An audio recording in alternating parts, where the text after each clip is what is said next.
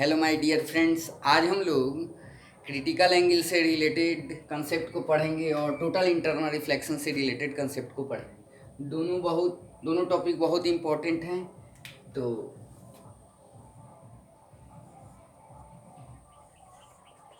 जब भी हम एक तो होता है कंसेप्ट ऑफ क्रिटिकल एंगल,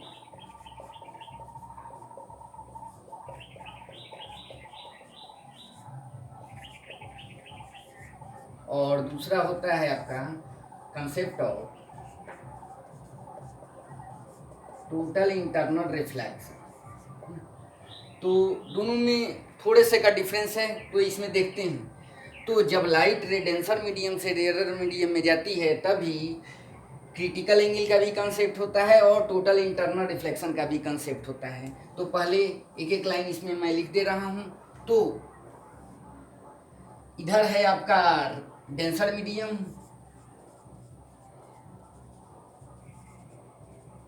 और इस डेंसर मीडियम का जो रिफ्रैक्टिव इंडेक्स है उसको हम लोग म्यू डी बोल रहे हैं, और इधर है आपका रेयर मीडियम, और इसका रिफ्रैक्टिव इंडेक्स जो है आपका उसको हम लोग म्यू आर बोल रहे हैं, है ना। तो ये परपेंडिकुलर है और लाइट रे ऐसे जा रही है ना, और ये एंगल ऑफ इंसिडेंस है ना। तो सिंपल सी बात है, जब डेंसर मीडियम से रेयर मीडियम में लाइट जाती है तो ये जो परपेंडिकुलर है उससे दूर भागती है, तो दूर दूर जाएगी। लेकिन जब एंगल ऑफ रिफ्रैक्शन आर का वैल्यू 90 डिग्री हो जाएगी जिस एंगल ऑफ इंसिडेंस पर, मतलब ऐसे लाइट रे जाए, मतलब इस मीडियम में नहीं, ये सरफेस से होते हुए जाए, मतलब आर का वैल्यू 90 डिग्री हो, उस केस में जो ये आई का जो वैल्यू होता है उसको हम लोग सी बोलते हैं, क्रिटिकल एंगल, है ना। जिस एंगल ऑफ इंसिडेंस पर आर का वैल्यू, एंगल ऑफ रिफ्रैक्शन का वैल्यू 90 डिग्री हो, तो इस एंगल ऑफ इंसिडेंस को हम लोग बोलते हैं क्रिटिकल एंगल। क्रिटिकल एंगल, तो क्रिटिकल एंगल का कंसेप्ट होता है कि जो लाइट आर का जो वैल्यू होता है एंगल ऑफ रिफ्रैक्शन का वो 90 डिग्री होता है। जिस एंगल ऑफ इंसिडेंस पर आर का वैल्यू 90 डिग्री हो उस एंगल ऑफ इंसिडेंस को हम लोग क्रिटिकल एंगल बोलते हैं। ओके, तो यही है आपका।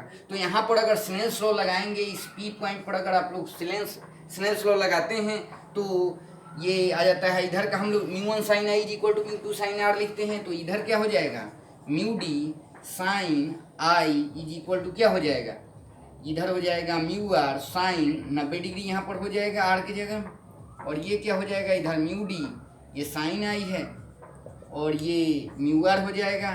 तो साइन आई का जो वैल्यू है वो mu are by mu d हो जाएगा। ओके, और यहाँ पर आई किसके बराबर हो जाएगा, सी के बराबर हो जाएगा। तो साइन सी का जो वैल्यू होता है mu are by mu D होता है। तो हम लोग डायरेक्ट याद भी रखते हैं कि साइन सी का जो वैल्यू होता है mu are by mu D होता है, refractive index of rare medium बटा refractive index of denser medium. मतलब बेसिक कंसेप्ट यही रखना होता है कि लाइट रे जब डेंसर से रेयर में जाती है तब क्रिटिकल एंगल का कंसेप्ट आता है, और जिस एंगल ऑफ इंसिडेंस पर आर का वैल्यू 90 डिग्री हो उस एंगल ऑफ इंसिडेंस को हम लोग क्रिटिकल एंगल बोलते हैं, और साइन सी का value mu are by mu D होता है, refractive index of rare medium बटा refractive index of denser medium.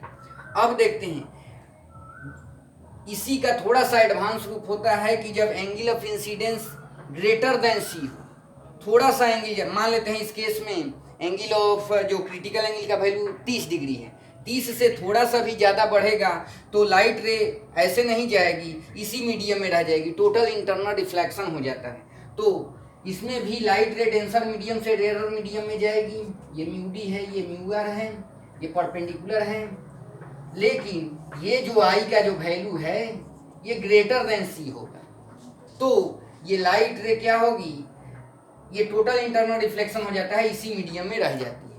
ये जितना एंगल होगा उतना ये एंगल होता है, तो यही टोटल इंटरनल रिफ्लेक्शन का कंसेप्ट आपका होता है। लाइट रे डेंसर से रेयर में जाएगी लेकिन जो एंगल ऑफ इंसिडेंस का जो वैल्यू है ग्रेटर देन क्रिटिकल एंगल होगा। ओके, तो यहाँ पर इस पॉइंट पर क्या हो जाता है, टोटल इंटरनल रिफ्लेक्शन आपका हो जाता है, लाइट रे दूसरे मीडियम में नहीं जाएगी, इसी मीडियम में रह जाएगी, है ना। तो जो रिफ्लेक्शन का लॉ है उसी को फॉलो करेगा। तो यही होता है कंसेप्ट ऑफ क्रिटिकल एंगल और concept of total internal reflection. Okay, इससे रिलेटेड एक क्वेश्चन हम लोग देखते हैं।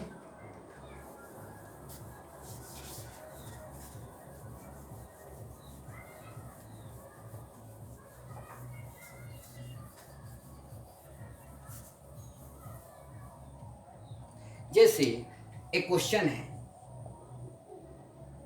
ये एक प्रिज्म है, ये 90 डिग्री है आपका, ये 30 डिग्री है। ओके, लाइट रे, और ये भी एक स्लैब है, यहाँ लाइट रे ऐसे आ रही है, ऐसे नॉर्मली आ रही है, तो नॉर्मल आ रही है, एंगल ऑफ इंसिडेंस 0 डिग्री होगा तो एंगल ऑफ रिफ्रैक्शन भी 0 होगा, ये सीधे आ जाएगी, सीधे आएगी और यहाँ पर क्या होगा, टकराएगी, इस सरफेस पे टकराएगी, प्रिज्म के इस सरफेस पर। और प्रिज्म का रिफ्रैक्टिव इंडेक्स आपको बताना है ना, what will be the value of refractive index of prism, है ना, उसका म्यू का वैल्यू बताना है आपको। कब, जब यहाँ पर जब लाइट रे गिर रही है तो ये दूसरे इधर नहीं आ रही है, टोटल इंटरनल रिफ्लेक्शन होता है, रिफ्लेक्शन हो जा रहा है, मतलब ये अगर नॉर्मल है तो ये जितने एंगल ऑफ इंसिडेंस से इस पे गिरेगी उतने से क्या हो जाएगी, रिफ्लेक्ट आपका हो जाएगी। ओके, तो यहाँ पर इस पॉइंट पर क्या हो रहा है, टोटल इंटरनल रिफ्लेक्शन का कंसेप्ट आपका हो रहा है। तो इस एंगल को चाहिए आपका आई का वैल्यू चाहिए, तो देखिए ये 90 डिग्री है।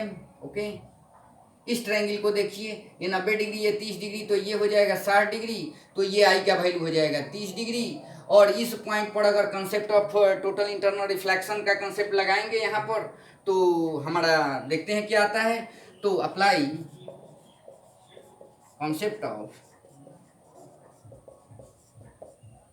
Total internal reflection eight point P.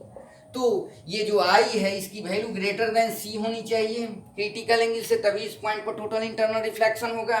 तो दोनों साइड में साइन ले लीजिए, तो साइन आई क्या होता है, ग्रेटर देन साइन सी हो जाएगा इस केस में। तो साइन आई का वैल्यू कितना दिया हुआ है यहाँ पर, 30 डिग्री है ना, ग्रेटर देन क्या हो जाएगा, साइन सी। साइन सी क्या होता है, refractive index of rare medium बटा refractive index of denser medium. Light ray यहाँ इस पॉइंट पर देखिए डेंसर से रेयर में जा रही है, इधर एयर है, तो म्यू एयर का वैल्यू क्या हो जाता है, ये एयर का रिफ्रैक्टिव इंडेक्स 1 होता है। तो यहाँ पर लिखेंगे refractive index of rare medium बटा refractive index of denser medium, और साइन 30 का वैल्यू 1/2 होता है। ये म्यू आर का वैल्यू एयर है तो 1 हो जाएगा, म्यू डी का वैल्यू यहाँ पर म्यू लिख दे रहा हूँ, तो म्यू का वैल्यू क्या होगा, ग्रेटर देन 2 होगा। तो एक क्वेश्चन था उसमें, ये आईआईटी का क्वेश्चन है, तो रिफ्रैक्टिव इंडेक्स का वैल्यू क्या होना चाहिए, ग्रेटर देन 2 होना चाहिए।